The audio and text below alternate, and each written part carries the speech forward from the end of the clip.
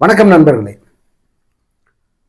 நடிகர் விஜய் தன்னுடைய அதாவது சினிமாவில் தன்னுடைய வளர்ச்சிக்காக பெரிய அளவுக்கு நம்பினது பொய்கள் மற்றும் சமூக வலைதளங்கள். ஒரு பொய்யை சமூக வலைதளங்களில் அதிக அளவுக்கு பரப்பி விட்டால் அது செய்தித்தாள்களில் செய்தியாக மாறும் அப்படின்னு சொல்லிட்டு அவர் ரொம்ப நம்பினார். இந்த டெக்னிக்கை அவருக்கு சொல்லி கொடுத்தது யாருன்னா பிடி செல்வகுமார். அவர்கிட்ட பிஆர்ஓ இருந்து இப்போ இந்த கலப்பை மக்கள் இயக்கம்னு போய் இப்போ திமுகவில் சேர்ந்துருக்கார் இல்லையா, அந்த பிடி செல்வகுமார் தான் இந்த டெக்னிக்கை அவருக்கு கற்றுக் கொடுத்தவர்.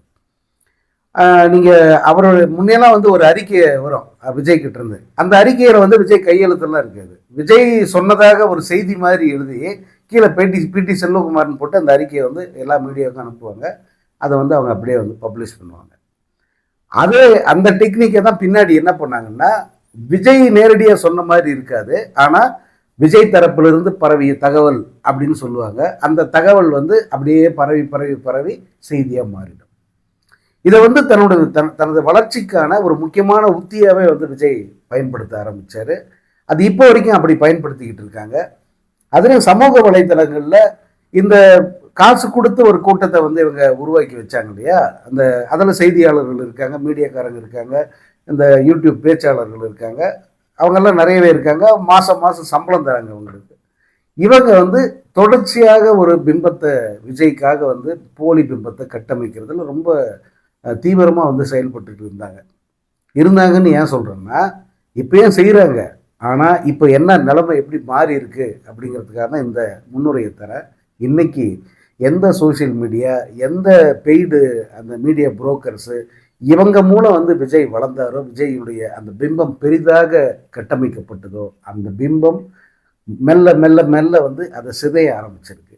எந்த சோசியல் மீடியாவில் அமோகமாக இவருக்கு ஆதரவு இருக்கிற மாதிரி தெரிஞ்சதோ, அதே சோசியல் மீடியாவில், அதே வலையுலகத்தில் விஜய்க்கு எதிராக அல்லது விஜயை போட்டு அந்த மிதிக்கிறாங்கன்றாங்கள அந்த மாதிரியான ஒரு நிலை இன்னைக்கு உருவாகியிருக்கு. விழுற அடி ஒவ்வொன்றும் சாதாரணமாக இல்லை. யார் அவங்கன்னு கூட தெரியாது, முகம் தெரியாத நபர்கள் தான். ஆனால் விஜயனுடைய அரசியல், விஜயனுடைய திரை வாழ்க்கை, விஜயனுடைய பொதுவெளியில் விஜயனுடைய அந்த நடவடிக்கைகள், இது எல்லாத்தையுமே அணு அணுவாக அக்கு வேற ஆணி வேற பிச்சு உதறாங்க.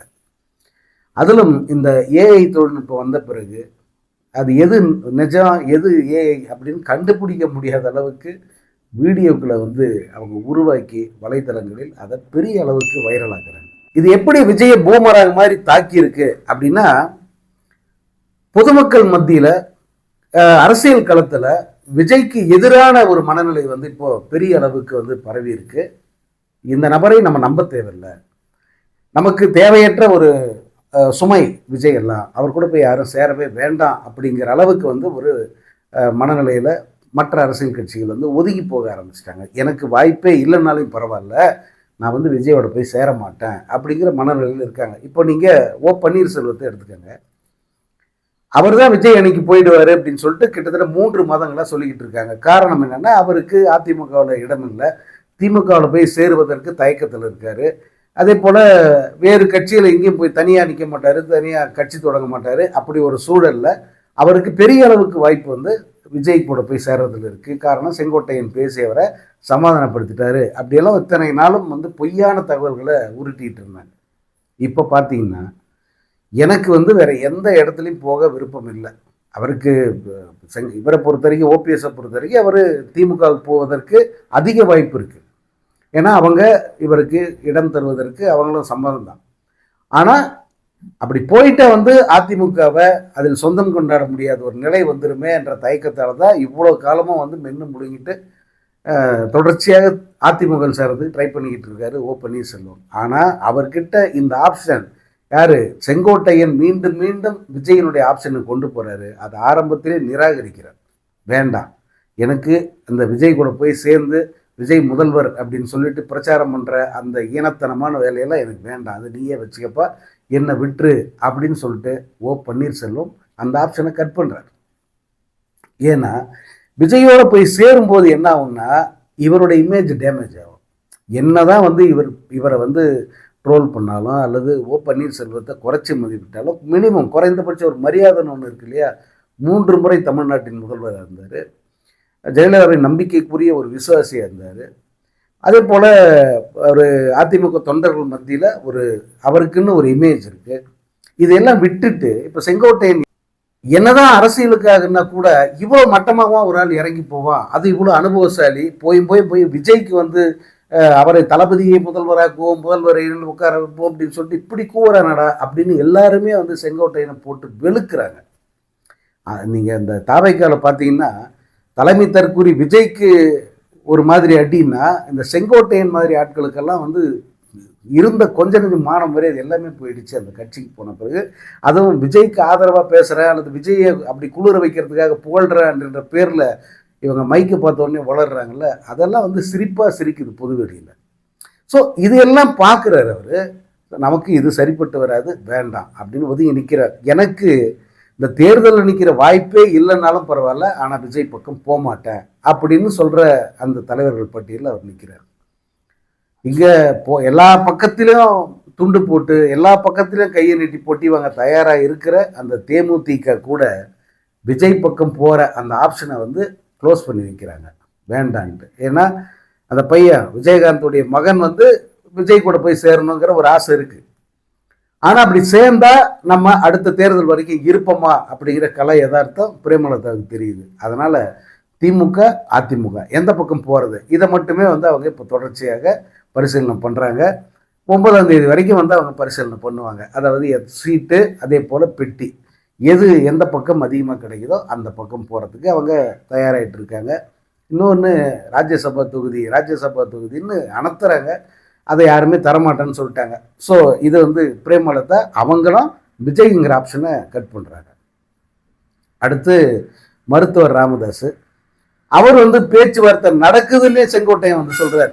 அதாவது ராமதாஸ் எங்கள் அணிக்கு வர்றதா தகவல் வந்திருக்கு, இப்போ தான் ஒரு செய்தி வந்தது, பேச்சுவார்த்தை நடந்துக்கிட்டு இருக்கிறதா சொல்கிறாங்க, நடக்கட்டும் நல்லதுங்கிறார். இவர் கட்சியில் முக்கியமான தலைவர், ஒருங்கிணைப்பாளர்.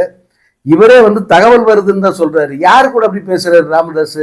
விஜய் கூட பேசுகிறாரா, அந்த வளர்ந்து கட்டவங்கிட்ட பேசுகிறாரா, இல்லை யார் கூட அவர் பேசுகிறாரு? பேசுகிறதுன்னா இவர் தான் சீனியர் அனுபவசாலி, இவர்கிட்ட தான் பேசணும், இல்லையா கட்சி தலைவர் விஜய் கிட்ட பேசணும். ஆனால் யார்கிட்ட பேசுகிறாரு அப்படிங்கிறதே தெரியாமல் அவர் எனக்கு தகவல் வந்திருக்கு, செய்தி வருது, நல்லது நடக்கட்டும் அப்படின்ட்டு போகிறார். ஆனால் அங்கே ராமதாஸை கேட்டால் அப்படியெல்லாம் எந்த ஐடியாவும் எனக்கு கிடையாது, நான் விஜய் பக்கம் போக மாட்டேன் அப்படின்னு சொல்லிட்டார்.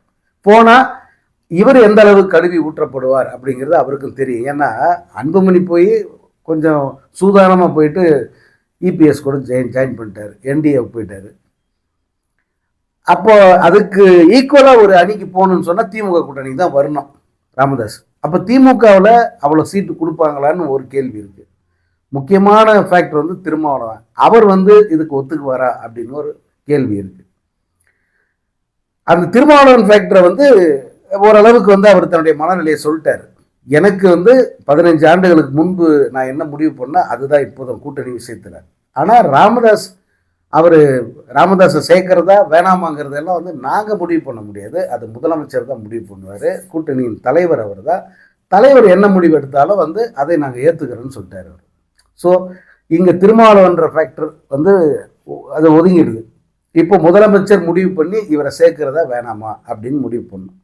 இப்போ இவர் திமுகவுக்கு எதிராக ஒரு சின்ன விமர்சனத்தை வச்சார் ராமதாஸ், அதுக்கப்புறம் அமைதியாயிட்டார். பேச்சுவார்த்தை நடக்குதுன்னு சொல்கிறாங்க. அவரும் கூட, இது ஏன் இந்த டீட்டெயில் சொல்கிறேன்னா, அவரும் கூட ஆப்ஷன் அப்படின்னு வரும்போது விஜய் ஆப்ஷனை தள்ளி வைக்கிறார், எனக்கு வேணாம்பா இது அப்படின்ட்டு. ஸோ விஜயோடு சேருவதுங்கிறது ஒரு அவமானம். அனுபவமிக்க கட்சிகளுக்கு, அனுபவமிக்க தலைவர்களுக்கு விஜயுடன் கூட்டணி என்பது ஒரு மிகப்பெரிய அவமானம். அதே போல இந்த தேர்தல் முடிவு என்னவா இருக்குன்றத தேர்தல் களத்தில் நின்று பணியாற்றுபவர்கள், அதே போல அனுபவமிக்க பத்திரிகையாளர்கள், மீடியாக்காரர்கள் அவங்க தெளிவாக சொல்றாங்க, இந்த களத்தில் விஜய்க்கு ஆதரவுங்கிறது சுத்தமாக கிடையாது.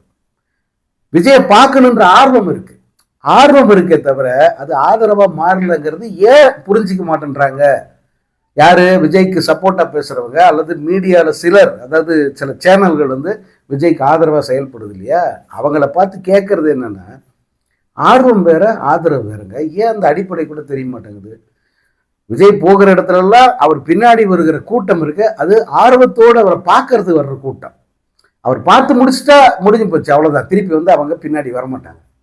ஆனால் அது ஆதரவாக வாக்காக அரசியலில் மாறுமா அப்படிங்கிற கேள்வியை தான் ஆரம்பத்திலேருந்து முன்வைக்கிறாங்க. அது மாறாதுன்றது இப்போ தெரிஞ்சு போச்சு. நான் அந்த சர்வே வச்செல்லாம் ஒன்றும் சொல்லலை. பொதுவாக நான் இப்போ நான் வெளியில் போயிட்டு பேசும்போதெல்லாம் அல்லது நண்பர்கள் பலரும் வந்து, அதாவது நண்பர்கள்னால் அந்த மீடியா உலகம் தாண்டிய சொந்தக்காரங்க தெரிஞ்சவங்க, அவங்கெல்லாம் பார்க்கும்போது வந்து இவ்வளோ இது பேசுகிறிய, எதிராக பேசுகிறிய எப்படி அப்படின்னு கேட்பாங்க. நான் பேசுகிறது இருக்கட்டா, இப்போ நீ வந்து விஜய்க்கு ஓட்டு போடுவியா? உன் வீட்டில் இருக்கிறவங்கள வாக்களிக்க சொல்லுவியா? ஊரில் ஒரு 10 வீட்டில் போயிட்டு விஜய்க்கு ஓட்டு போடுங்க, முறைய வராப்புல, அவர் ஜெயிச்சு வரட்டும் அப்படின்னு கேட்பியா அப்படின்னு நான் ஒவ்வொரு இடத்துலையுமே கேட்குறேன். இப்போ என் ஊருக்கு போகும்போது என்னுடைய நண்பர்கள், உறவினர்கள் இவங்கெல்லாம் வந்து தவறாமல் நம்ம வீடியோவை பார்க்குறாங்க. அவங்க என்ன இது மாதிரி தான் கேட்பாங்க. அவங்க கிட்ட நான் திருப்பி ஏறது தான், நீ போடுவியப்பா அப்படின்னு. கண்டிப்பாக நான் ஏன் போடணும்? சரிடா, நம்ம ஊர் இவ்வளோ பெரிய ஊராச்சு, இதில் எவ்வளோ பேர் விஜய்க்கு சப்போர்ட்டாக இருக்குன்னா, ஒரே ஒரு பையன் இருக்கான், அவன் ஒரு தற்குறி. அந்த பையன் தான் வந்து தொடர்ச்சியாக விஜய் பாட்டை கேட்டுன்னு எல்லாருக்கும் தொந்தரவாக இருக்கான். அதுவும் விஜய் பாட்டை சவுண்டாக போடுறது எல்லாருக்கும் தொந்தரவாக இருக்குது. அதை தவிர நம்ம ஊரில் வேறு யாருமே வந்து விஜய்க்கு சாதகமாக ஆதரவாக இல்லை அப்படிங்கிறது தான் வந்து இப்போ என் ஊரில் என்னுடைய தம்பிகள் சொல்கிற கள நிலவரம். புரியுது? அப்போ எங்கள் ஊருக்கு அப்போ விஜய் வராரு, அந்த ஒரு பையன் மட்டுமா போய் பார்ப்பான்? யோசிச்சு பாருங்க. அந்த ஒரு பையன் தான் ஆதரவாக இருக்கான், அப்போ ஓட்டு போடுவான்றாங்க. ஆனால் அதே ஊருக்கு விஜய் வரான்னு வச்சுக்கோங்களேன், இப்போ இந்த ஊரில் இருக்கிற யாருமே விஜய் நான் திரும்பி பார்க்க மாட்டேன், அந்த ஒரு பையன் மட்டும்தான் பார்ப்பான்னு சொல்ல முடியுமா? எங்கள் ஊரில் இருக்கிற எல்லாருமே போய் பார்ப்பாங்க விஜய். முடிஞ்சால் ஃபோட்டோ எடுத்துப்பாங்க, கை கொடுக்குவாங்க, எல்லாம் பண்ணுவாங்க. ஓட்டு நவர் ஒரு நாளும் போட மாட்டாங்க. இதுதான் கள நிலவரம். அதனால் இதை வந்து மீடியாவில் பெருமளவு அதை புரிஞ்சவங்க வந்து இப்போ நிறைய பேர் ஆகிட்டாங்க. ஒருத்தர் 2 பேர் வந்து வாங்கினதுக்கு மேலே வந்து கூவுறாங்க, அது அவங்கள விட்டுருவோம். ஆனால் இந்த கலை யதார்த்தம் புரிஞ்சவங்க இதை வந்து ரொம்ப வலிமையாக அழுத்தமாக தங்கள் பதிவுகளில் வந்து தெரிவிக்கிறாங்க, அந்த விவாதங்களில் வந்து அதை தெரிவிக்கிறாங்க. இதையெல்லாம் வந்து அந்த அரசியல் தலைவர்களும் புரிஞ்சிருக்காங்க. அதனுடைய விளைவு தான் விஜய் தனித்து விடப்படுகிறார். ஒருத்தர் 2 பேர் வந்து சேர்றாங்கன்னா அவங்க எல்லாம் வாய்தா போனவங்க அல்லது வாய்ப்பு இல்லாதவங்க, ஒதுக்கப்பட்டவர்கள். இவங்க தான் வந்து சேர்றாங்க. செங்கோட்டையனுக்கு வேற எங்கேயாவது சேர வாய்ப்பு இருந்ததா?